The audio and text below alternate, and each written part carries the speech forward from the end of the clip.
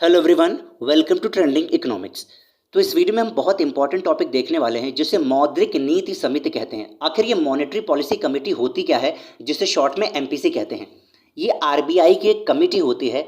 ठीक है, इसके बारे में हम डिटेल से समझेंगे, बहुत इंपॉर्टेंट टॉपिक है। सबसे पहले हम देखते हैं कि मौद्रिक नीति जो कमेटी है, आखिर इसका आरंभ कब हुआ। तो ध्यान रखिएगा, आरबीआई का एक एक्ट है 1934, जिसके द्वारा RBI reserve bank of India की स्थापना हुई भारत में। उसको संशोधित किया गया 2016। उसकी धारा 45 ZB के तहत केंद्र सरकार को 6 सदस्यीय मौद्रिक नीति समिति यानी एमपीसी का गठन करने का अधिकार है। अब केंद्र सरकार गठित कर सकती है। इसी के तहत भारत सरकार ने 27 जून 2016 को एमपीसी का गठन किया गया था।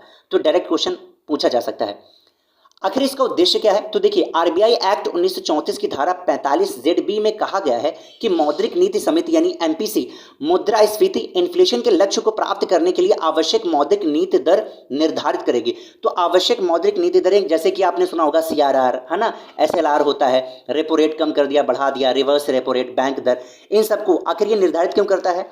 आरबीआई बढ़ाता घटाता है ताकि मुद्रास्फीति यानी इन्फ्लेशन को कंट्रोल में लाया जा सके और विकास किया जा सके देश का। एक बात और समझ लीजिएगा कि प्रत्येक बैंक के लिए मौद्रिक नीति समिति का जो निर्णय होता है वो बाध्यकारी होता है। ठीक है, कोई भी बैंक मना नहीं कर सकती है।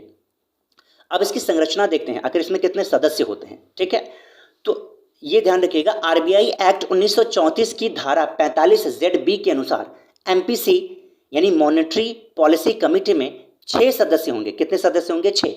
सबसे जो मुख्य है, पहला आरबीआई का गवर्नर होगा, जो पदेन अध्यक्ष होगा एमपीसी का।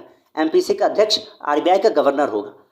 वर्तमान में कौन आरबीआई का गवर्नर है, हमें जरूर बताइए कमेंट करके। दूसरा डिप्टी गवर्नर होगा, जो कि प्रभारी होगा। 2 लोग हो गए। और तीसरा कौन हो गया? केंद्रीय बोर्ड द्वारा नामित बैंक का एक अधिकारी होगा। 3 लोग हो गए। और बाकी के जो 3 लोग होंगे वो केंद्र सरकार द्वारा नियुक्त किए जाएंगे। अब हम इसके 2 इंपॉर्टेंट नोट्स देख लेते हैं जो बहुत इंपॉर्टेंट है। सबसे पहला, केंद्र सरकार द्वारा जो 3 व्यक्ति नियुक्त किए जाते हैं, इसके विषय में है। केंद्र सरकार द्वारा जो 3 सदस्य नियुक्त किए जाएंगे वे अर्थशास्त्र यानी इकोनॉमिक्स, या बैंकिंग यानी कि बैंकिंग सेक्टर, या वित्त यानी फाइनेंस, और मौद्रिक नीति जो मॉनेटरी पॉलिसी होते हैं उसके क्षेत्र में ज्ञान और अनुभवी व्यक्ति होंगे। और साथ ही साथ वो निष्पक्ष व्यक्ति होगा, पक्षपात नहीं करेगा। ठीक है, ज्ञानी होगा और निष्पक्ष होगा। ज्ञान किसका होना चाहिए? अर्थशास्त्र का, बैंक का, वित्त का, मौद्रिक नीति का, है ना, अर्थव्यवस्था का, इन सब का ज्ञान होना चाहिए। और निष्पक्ष व्यक्ति होगा।